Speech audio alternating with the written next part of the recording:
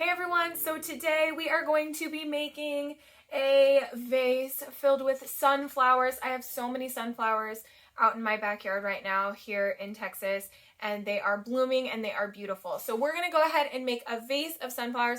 We're also going to include some dragonflies. So go ahead and grab crayons, watercolors, watercolor paper, and let's get started.